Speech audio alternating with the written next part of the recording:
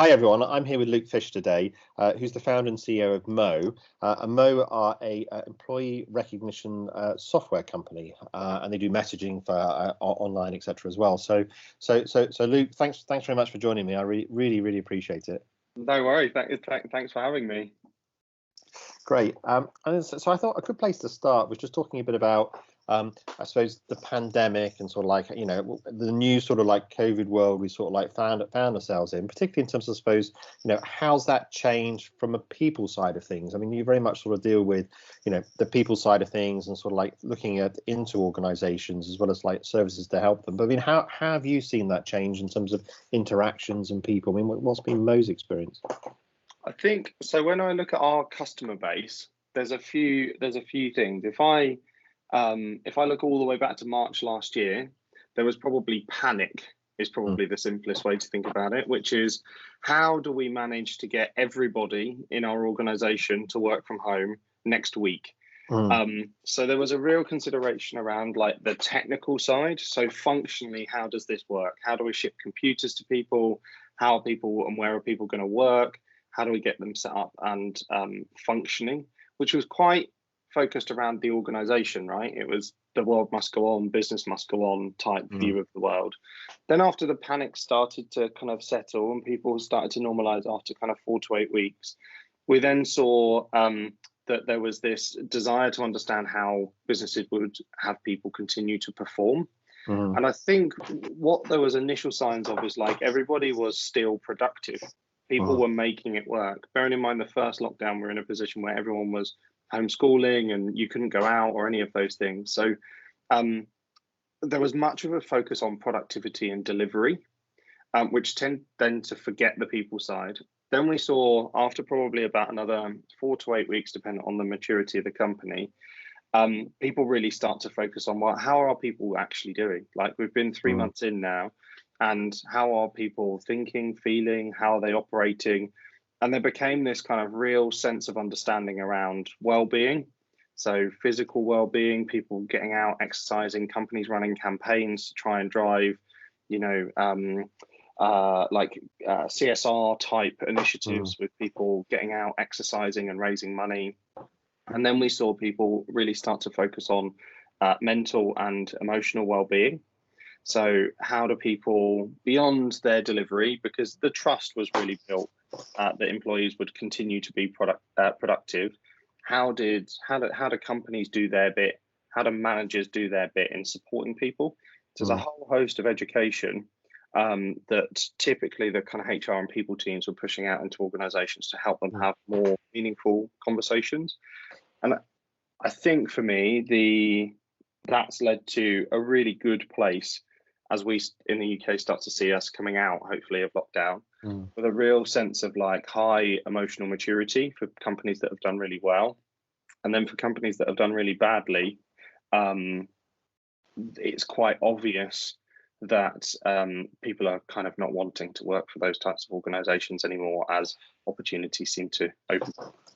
And what do you think the feeling was? I suppose it was almost like the first few months, it was almost like we almost like got through it almost like on adrenaline because there was so much change going on. And like everyone was just like working a huge number of hours. And almost like as that drains away, it sort of gets replaced with, does it get replaced with stress? Does it get replaced with frustration? I mean, what were some of the themes? Do you think there's been a bit of a crisis of, like well-being that sort of happened after those first few months, do you think? I mean, what are you hearing?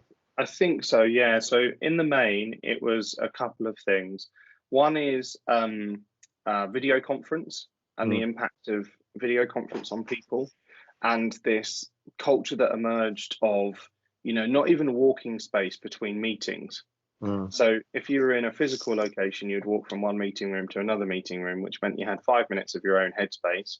Even if you were thinking and preparing about your next meeting, it was just you. Whereas when people are on back-to-back video calls, they really started to struggle. Like there was a real level of like exhaustion that came, even if it didn't feel at a conscious level that it was happening. People seemed to get really tired. And then beyond that, I think everybody's been much more stressed than they've probably been allowed to understand. And in turn, as soon as people stop to think about it, and as soon as people see signs of hope like we're in at the minute, I think it really starts to kind of come through. There was lots of talk midway through of like the PTSD type impact after the pandemic and everything normalizes. And I think even though the announcements were made months ago now, we're only really just starting to see signs really that this is coming to an end. And it's still, in real terms, quite a long time until the middle of June, as we record this at the end of April. So I think there's this level of almost apprehension for what will it go back to, because people have the opportunity to readjust behaviours again. But I think there's quite a lot of anxiety in not knowing quite how to do that. It's almost a bit like the psychology just before you go away on holiday. We think about the holidays over the end of the year.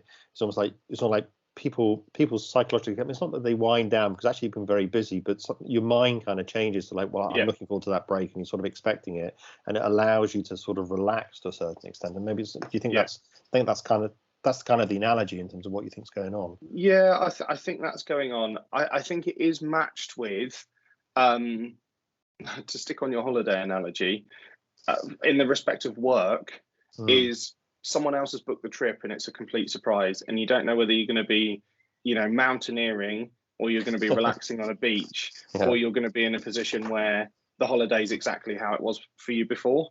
And I feel like we're at a real transitionary point where there's opportunity, and I think and hope that people just lead through the opportunity to pick something that really thinks about the people and optimal working conditions for both the people and the business as we come out of this, rather than everybody tries to, like, an elastic band where you pulled it out and you let go and it just pings straight back to the way that it was before.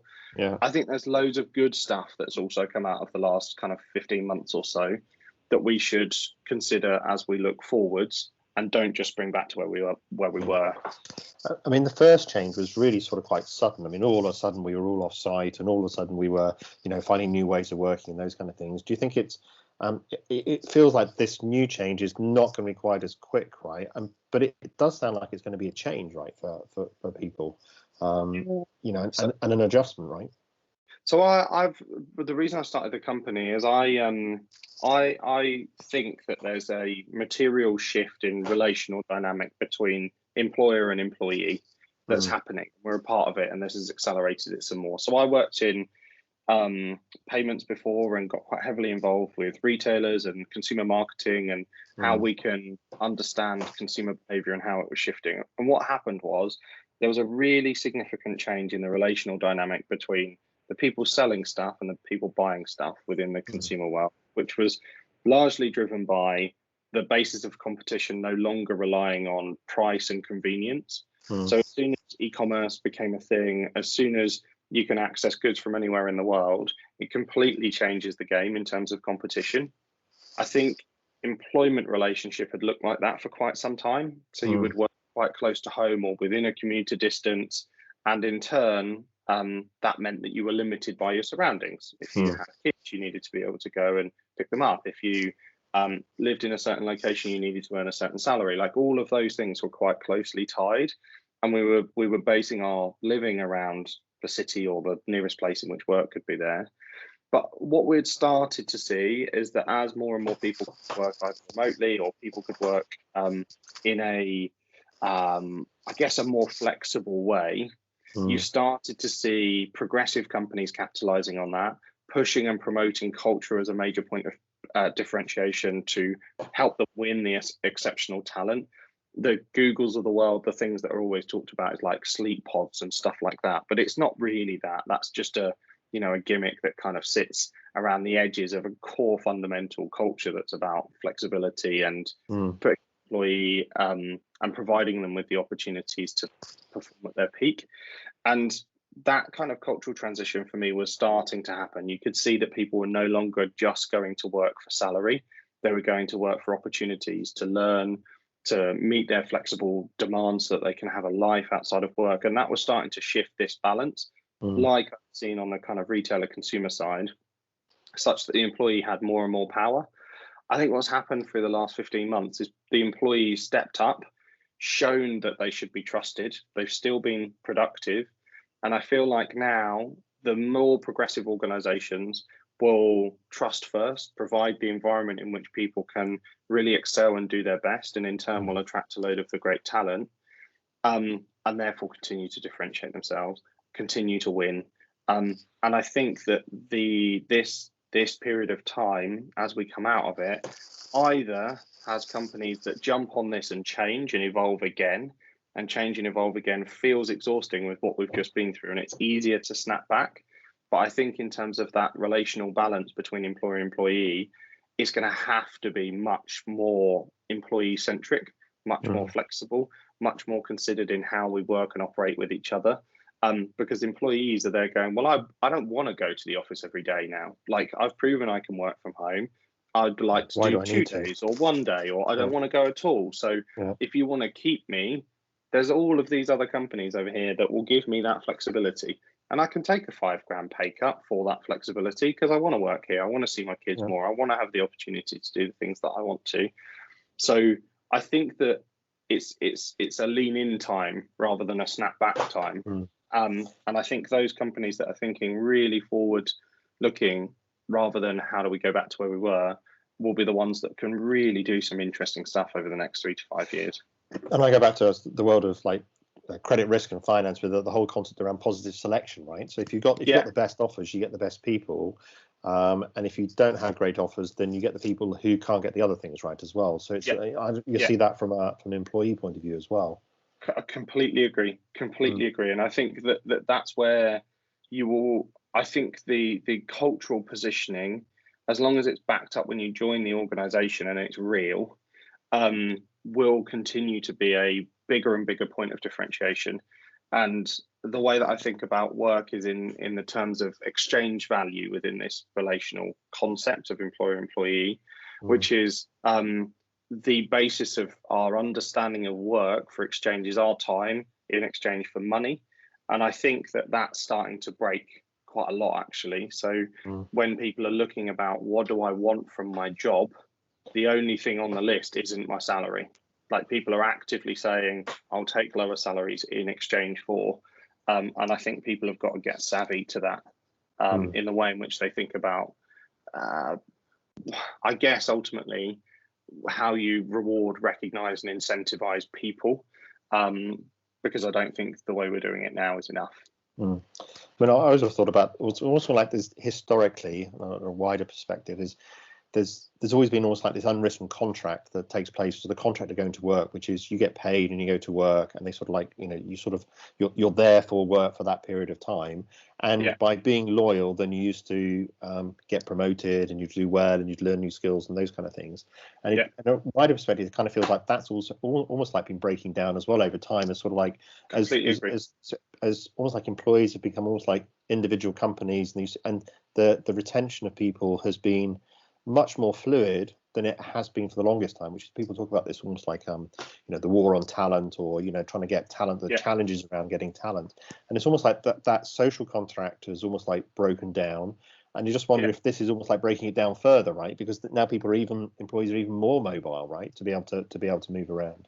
Yeah, so the beauty is now, right, as long as you're within a plus or minus probably 2 to maybe even 4 hour time zone, you could probably work anywhere. Quite literally, you could work with any country that has a plus or minus 2, maybe 4 hours time zone difference. So I think there's it will be fascinating to see where we are in 5 or 10 years time, if we don't snap back to where we were. So we're in this much more sort of digital world now as well. I mean, which facilitates it. I mean, how do you manage? I mean, you guys do a lot in terms of like, the employee communication piece and the recognition side of it as well, and the experience piece of it. I mean, how do you manage that digitally? I mean, what are some of the things that you've seen, or themes that work that can really kind of help? I mean, what's your kind of view on it? Because you need it to be able to facilitate it, right? Yeah, so one of the biggest things that we've seen employees are saying that they need is a sense of social connection. So whilst we've been quite productive, I think quite a few organizations would acknowledge that they may have been less creative, and quite a few employees that we're hearing would certainly say that the social connection's lacking. Social connection sits across kind of 3 elements, which is you feel seen, so your contribution is visible. You feel heard, like you have the opportunity to contribute and shape the environment in which you're in, and you feel valued. So given that you're contributing, and given that you're contributing in terms of output and in terms of debate and discussion, you feel valued for that contribution. And that it's those quality conversations that are lacking. So you found that because we've shot for productivity and doing our job, even our communication styles become quite transactional. So you have a Zoom meeting or a Teams meeting because you need to talk about something. There's lacking of like serendipitous type conversations that happen while you're getting a coffee, or while you're in a position that you overhear someone's conversation. You can say, oh, I can help you with that, like I've done that, or whatever it might be. So it's all of that stuff that employees are telling us that they're lacking. And I think most organizations, the general message at the minute is we're going to have a hybrid working structure. So people are going to be able to come in 1 to 3 days a week into the office. But what that means is, if you're not mandating that it's all on the same days, which if you want to be a flexible employee, you won't, you still have the same issue in that people aren't in the same physical location. So how do you drive a sense of social connection between people? And I think digital platforms and social networks have done a phenomenal job. Like my nan views my Instagram and Facebook so that she can feel connected to what I'm doing in my life. So we've become not just, the 16, 18-year-olds that might be entering work, but throughout all of the generations, we've become much more familiar with leveraging digital in order to stay and feel connected with people. The challenge that we have is being really specific about the channels that we want to use for certain things, because as soon as I guess it's almost like an example might be if a destination in which you go to be social is the pub, it would be weird to do the same activities in the gym. As an example. Like, so the way that people need to think about digital is that you need specific destinations or channels to do certain types of interactions and to normalize certain stuff. So we talked a little bit previously around like cultural themes. And I think one of the big things now that organizations can do, we call something like as a social sanction, to normalize behavior, basically, of it's okay to set up a Zoom call on a Friday and just have some drinks. Like it's okay to, if you're in a hybrid working environment and you're not in the office every day when your colleagues are going out, or they've got pizza for lunch, or they've done whatever, like it's okay to celebrate their success in this place. It's okay to shout out if you feel like, you ended a Zoom call abruptly and you were rude at the end. Like, don't let that slip. If the next meeting's just a productive, task orientated one, like that's got to go somewhere. You've got to have the place with often the carve out psychological safety and opportunity, the normalizing of it to make sure that it still happens, because otherwise all of that human element of work will just disappear in this hybrid structure. I mean, do you think we need to like just do a much better job of booking some of that stuff in? So in terms of like, it's not literally, because we did have Zoom drinks and we had the quizzes and those kind of things, which sort of stopped after a while, because I think the overhead of doing the quizzes probably didn't help. But those coffee breaks in terms of like, Zooming someone, or just calling them for a bit of a coffee and a bit of a catch up, right? We should do in the office, right? But it does seem to rarely happen on digital. Just giving someone a bell, right? So you just on video, right? Yeah, exactly. So there's tiny little things that I've done that I felt have made a massive difference, which is like, don't do a Zoom call if you don't have to. Like, take a phone call if you're not doing a screen share, and go for a walk and do the call. Like little things like that make such a big difference. I think the other thing is, like, the reason people are using platforms like ours is that we're creating like you saw in the demo the other day, a place in which we can nudge people, encourage people to have those high quality interactions. So if it's someone's birthday, let them know. If somebody's hit 5 years in the company, we let them know. If somebody has not appreciated a colleague for 2 weeks or so, we would encourage them to do that. And it's all of these behavioral bits that have slipped away from our kind of conscious understanding of how work works. Yeah. And we've just become like productive machines that focus on, let's go do this task, then we'll get done and move on to the next one. And it's those little bits that we just need to remain conscious of ultimately. It's almost like we become more part of the machine as a result of it. And it's like, how do we take a step back and inject the human back into it? Yeah, it's exactly that, because otherwise we're becoming quite robotic in interaction. And I think there's systems and tools on digital like Teams or like Slack or whatever people might use. They are great for highly productive work, quick, fast interaction times.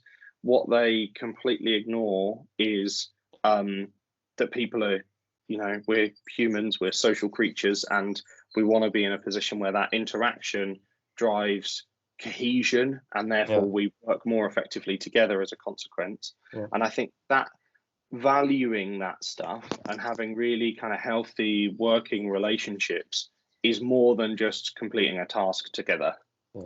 I mean, so someone putting their arm around you saying, "Oh, don't worry, you'll be able to get through it," or it was tough when I did it, or whatever it is. Those kind of things. So we brand them as moments, basically. So Mo is the place to capture all of those moments. So whether it's a "you'll get through this," or a "well done for that," or an appreciation for this, or a birthday celebration, it just keeps that vibe, that sense of energy in the organization, to keep you focused on the good stuff. Do that digitally. I mean, one of the things I thought was kind of interesting is in terms of like, as you're sort of like, you've got the moments, I suppose, coming through, you're also getting like the data around how people are connected in terms of like how people are linked with each other and those kind of things. I don't know if you can like use that to then, or thought of that in terms of like looking at almost like networks within an organization, I suppose, tying it back to the start of the conversation in terms of like, you might have people who talk to people all the time, but can you use that to then say, well, look, actually you need to have the serendipitous conversation with the person over here, right? And if you see that, or you see that in the data, really. So we have something called a connection score, and a connection score is essentially your relationships, the volume of interactions, and the quality of interaction. And those things allow us to understand who your networks are, how frequently you're engaging with them, and people are using it for some really interesting use cases. Some we use it internally to just nudge the right types of behaviors to make sure you're interacting with people that are within your network and are valuable to you. But also people are looking at it through like a diversity and inclusion lens, which is who this sense of high quality interaction, i.e. moments, with the relationships that you've got, well, who's not included in those? And how do you understand some of the biggest things that people have been hit by is like loneliness through the last 15 months. So how do you build an understanding of who's not included, who is at risk? Because if there is somebody that's not included in any of those activities at all, you've probably got either a well-being risk, or you've probably got a churn risk, because there's still quite a lot of jobs out there. There's still quite a lot of people that are hiring, especially for knowledge-based roles where, technology companies or banks or whatever have been able reasonably easily to transition, and you can open up a laptop lid anywhere and work. So there's still quite a lot of hiring that's going on. So those kind of people will be at risk, and they're often good people. That's really interesting, especially around the inclusion piece, I suppose, and like how you map that, and then people who might be isolated, right? And you can sort of then put programs in place to kind of help it.